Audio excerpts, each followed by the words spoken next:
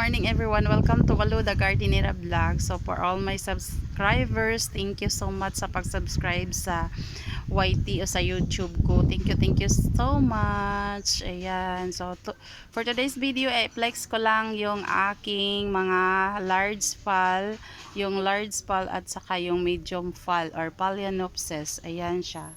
So ito siya, nabili yan siya na blooming size. So maliit pa yan dati. Ngayon, super malaki na sila. Ayan, super healthy. 6 na piraso yung large fall. Ayan siya. Tapos meron din akong medium size na 4 na piraso. Ayan. Super healthy din. At ito din yun. Yan siya. Tapos meron din dito at saka dito. Ito super healthy niya. Tingnan nyo naman yung kanyang mga ugat. Ayan, nakadikit na siya sa aking pinagtalian sa kanya or nilagyan ko sa kanya. Ayan siya. So yan yung mga medium size na Phalaenopsis at saka ito yung kanyang large Phalaenopsis. Ayan. So sa ibabaw niyan ay yung sphagnum moss, doon ko nilagay. Tapos sa ilalim niyan ay ang charcoal.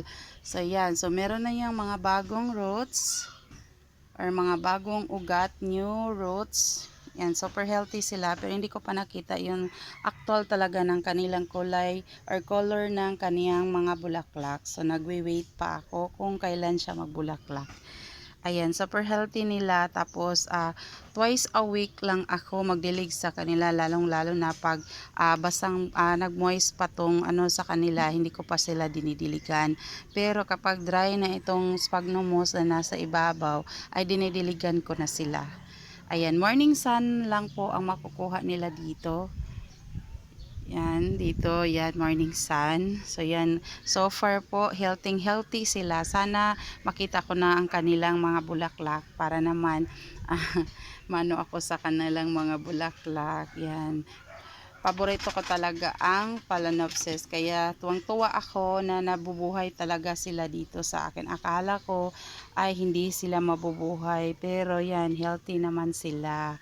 So yan, so tingnan nyo naman, ayan, ito siya, nakabulak na to, medium size, hindi ganong malaki yung kanyang bulaklak, pero napakaganda, super healthy nila, ayan, ayan, at doon, meron din akong mga native Phalaenopsis, ayan, nakaganyan lang. Ito, ayan, mga native to siya, color white, pero napakaganda at laki-laki naman kanyang bulaklak, ayan siya. Ayan. Thank you for watching. Please continue subscribe my YouTube channel, Malu the Gardener Vlog. Maraming salamat. Keep safe everyone.